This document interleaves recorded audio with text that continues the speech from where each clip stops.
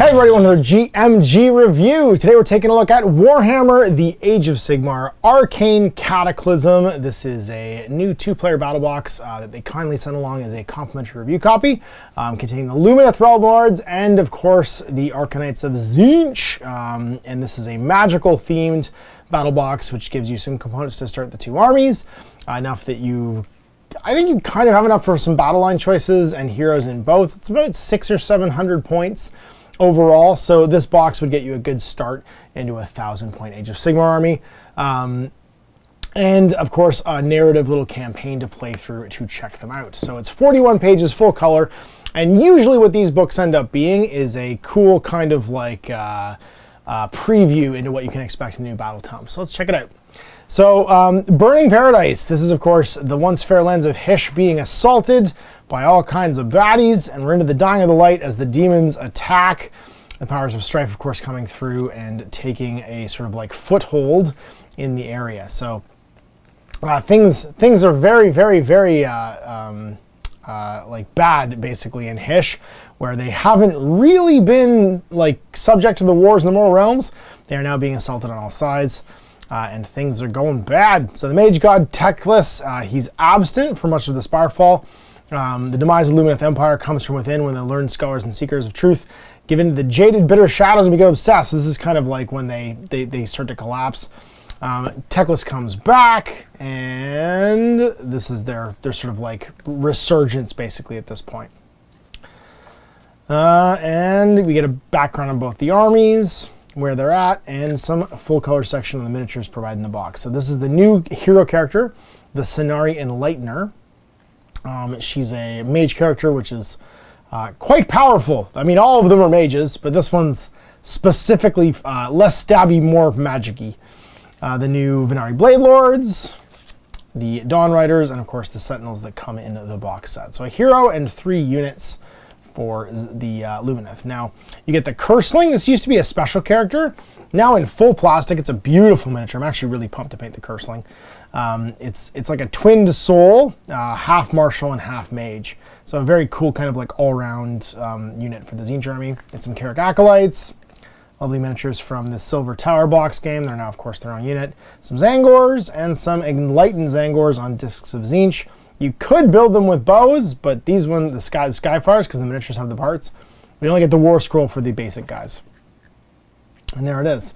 So 3 units and a hero for both sides. We get our cool realm rules for the region of war, the Arcanova Trove in Elathia. This is what the Tzeentch are after, of course, and the tombs within, and then 3 battle plans that take you through learning the core basics of the game. Now, you do get a copy of the core rules in this box as well, so if you've never played the game before, you have them to supplement this. Get that beautiful A5 scale rulebook, which has been so handy to carry around if you don't have a copy of the General's Compendium, or the General's Handbook, sorry. And we're into our Warscrolls. So starting off with the Sigmar Enlightener, this is our mage character. So pretty standard stats for the heroes in the Lumineth. 5 wounds, 5 plus save, bravery 7, and 6 smooth. Comes with some Aether Quartz, but is a cast 2 dispel 2 wizard. So 2 cast, 2 dispels, clocks in at 165 points as a hero, and has the following. So Deep Thinker, once per battle in your hero phase, you can automatically cast on a 9, which is nice. And then Rune of Enthlay, once per turn, if this unit successfully casts a Lore of Hysh spell, roll a dice after it's resolved, and on a 3+, resolve it again. So that can be very, very, very handy. Like imagine you could just charge up 2 Arcane Bolts, or resolve 2 Mystic Shields on somebody, or any of the random spells that are in the I guess like the bubble aura ones. Like Protection of Hysh wouldn't really matter because it's centered on you as the caster. But any damagey spells or unit buff spells could be quite handy to get off twice.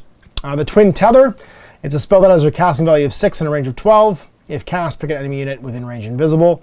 Into your next hero phase, each time a wound or mortal wound is allocated to the caster, your opponent must allocate a wound on enemy units. So you could have 2 units that are taking wounds when you take wounds. Venari Blade Lords, so this is the Blade Lord unit. It's as far as I can tell, not much has changed here, but they are. No, I don't want battle traits. I want Warscrolls. Venari Blade Lords. Other unit? Yeah, that's what it is. So core stats are identical. 6-inch move, 2 wounds, 4+ save, bravery 7. The Sunmetal Greatblade's perfect strike is exactly the same, 2-inch range, auto hits, 2+, -2/1 damage. Flurry of blows is still models in 2 inches, I think. Yeah, number of models in 2 inches, 3s and 3s, no rend, 1 damage. So pretty much identical. The Sunmetal Dual Blades, 3 attacks, 2s and 3s, -1/1 damage. Your Blade Lord has the dual blades. Shining Company is just built in here because they basically put it in the War Scroll because it's an army special rule and they don't put the army special rules in here. So they don't have, unless that's something they've added to specific units in the new book. Shining Company is in the current book like an army-wide thing for certain units. It might just become a unit-attached thing, which would probably make sense, like the bows don't get it and stuff like that. So that might be a preview. And then Guardians, before you allocate a wound or mortal wound to a friendly Sonari hero, within 3 inches of them on a 2+, you can redirect it to you. And then Swordmasters, before fighting, you pick either Perfect Strike or Flurry of Blows. And then Venashimori Banners is a 4+, ignore the effects of a spell and the spell if you'd like. So they are pretty much identical, except for Shining Company being attached to them, which may be a preview of things to come, but it could just be that they've printed it there to save having to do the army special rules. The Dawn Riders, 14-inch move, 2 wounds, 4+ save, 7 bravery, looks the same. Guardian Sword, 3+, 4+, -1/1 damage is the same. Sunmetal Lances, 1 attack, 3s and 4s, 1 damage. Dashing Hooves, 4s and 4s, 2 attacks. Yep, that's all. Core rules are the same. Steedmaster's a wizard, cast 1, unbind 1, as long as you have 3 or more models. Champion gets his lance and sword. Standard Bearer, reroll battle shock tests. Yep, same thing. Deathly Furrows. Has this changed at all? So at the start of the combat phase, I think it's changed slightly. You can use your Deathly Furrows. If you do so, add 1 to your attacks, but you can only target units that have a wounds characteristic of 1 or 2. No, it's the same. And add 2 if it's wounds of 1 and don't have a mount. Yeah, it's identical. Lance of the Dawn, when you charge, +1 to wound and -1 rend, so you get to 3+ wound and -1 rend. Shining Company is attached to the unit now, subtract 1 from hit rolls as long as it's touching 2 more models in the unit. Some metal weapons, mortal wounds, and then Power of Hysh, buff your mortal wounds. So looking pretty much the same, except for Shining Company being attached to them. And then your Sentinels, who have Shining Company as well, so it might just be identical. Your Orlan, Venari, Orlan Sentinels. 5+ armor, 6 wound, 6 bravery, 1 wound, 6-inch move. It looks like what may have changed the most is the points. The Sentinels went down 5 points. It looks like the Dawn Riders.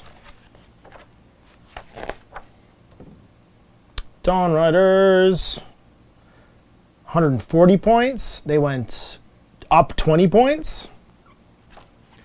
And then the Sentinels,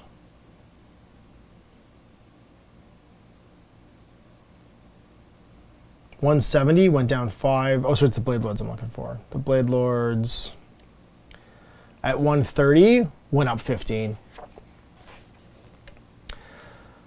Wizard cast 1, dispel 1. Aimed and lofted bows. So your aimed bow is 18-inch range still. Yep, 3s and 4s, -1/1 damage. Yes, 30-inch range. Went down to 24-inch range. Oh, they changed lofted. There you go. 4s and 4s, 1 damage.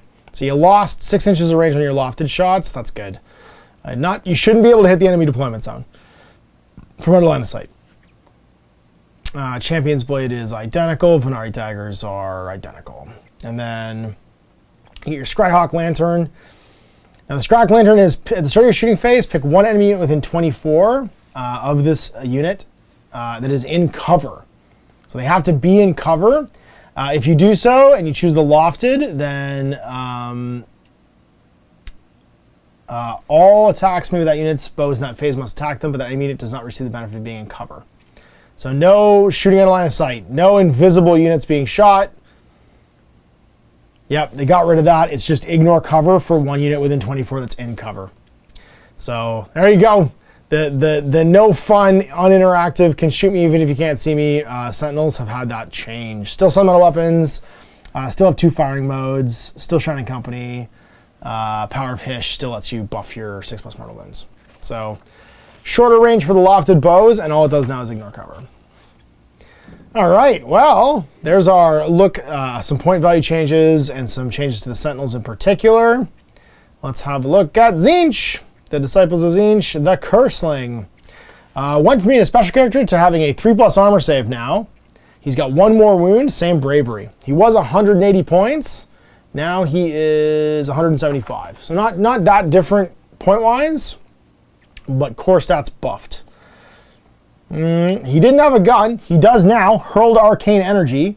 Range 18. 3 attacks. 3s and 3s, -1/1 damage. So he's got a gun. His Blazing Sword is 3 attacks. 3s and 3s, -1/2 damage. So better to wound now. And also 2 damage. And then his Staff of Tzeentch is... He lost his Threshing Flail. His Staff of Tzeentch is 1-inch range, but 3 attacks. 4s and 4s, 1 damage.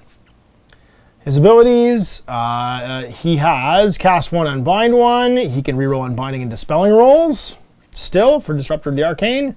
Glean Magic, still there. At start of your hero phase, you can pick an enemy wizard with an 18 roll a die. On a 4+, this unit can cast one of their spells. An extra spell in that hero phase, and the enemy wizard can attempt to cast 1 less in their next hero phase. So you can still steal a spell.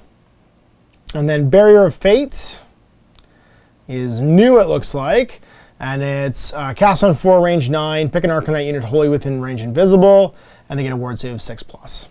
Nice. So a cool unit buffer. That's a good all-around hero. It casts, it unbinds, it gets to reroll its defensive magic, decent fighting stats, and a gun. So really flexible chaos character. And a fairly decent point value for it too. Like 175 for that is not that expensive. And with 6 wounds and a 3+ save, fairly durable too. All right, our Zangor Enlightened. And this is the melee ones, not the shooty ones, so we don't know what they do yet. That's the shooty ones were the ones that were getting changed all the time because they were no fun to play against. So 16-inch move, 4 wounds, 4+ armor save now, bravery 6, so an increase in armor save. They were 180 before. These guys are 215, so up in price quite a bit. Tzeentchian Spears. 3 attacks, 4s and 3s, -1, 2 damage, exactly the same. Vicious Beak, 4s and 3s now with 2 attacks. That's nice. Got an attack and 2 points better to wound. Teeth and Horns, D3 shots, 4s and 3s, -1, D3 damage, stayed the same. The Aviarch gets an extra attack with its spear. Babbling Stream of Secrets, you can't issue and receive commands within 3 of them. Sorry, you just can't receive commands. And then Guided by the Past, you can add 1 to wound rolls for attacks made with melee weapons by friendly units with this ability if you're taking the 2nd turn in the current battle round, but does not affect your mount. So +1 to wound, so wounding on 2s basically if you went 2nd during the turn. Interesting, because you can't control whether or not you get that. And then your Carrick Acolytes, got more expensive though. Your Carrick Acolytes are worst save, 6+ save now. Bravery 5, 1 wound each, 6-inch move. Sorcerer's Bolt, 18-inch range, 1 attack, 4s and 3s, 1 damage, same as before. Cursed Blade, 1 attack, 4s and 3s, 1 damage. And the Cursed Glaive is 4s and 3s, -1, 2 damage. So pretty much the same for their melee stats. Your champion gets +1 attack. The Scroll Holder, 1 in 10 can be a Scroll Holder. And your Sorcerer's Bolts go up by 1 in Rend. So they become Rend -1. And then a Volkarch, it is a Wizard. And if an enemy wizard casts a spell with an 18 inches of any Volkarchs on a 4+, take a mortal wound. And then a model armed with an Arcanite shield is a ward save of 6+. You have to make a ward save before you remove the shield guys, which is most of them. And then finally, the Zangor Host. They are formerly called Zangors. Now this is Zangor Host. 2 wounds, 5+ save, bravery 5, 6-inch move. They're the same. A Savage Great Blade.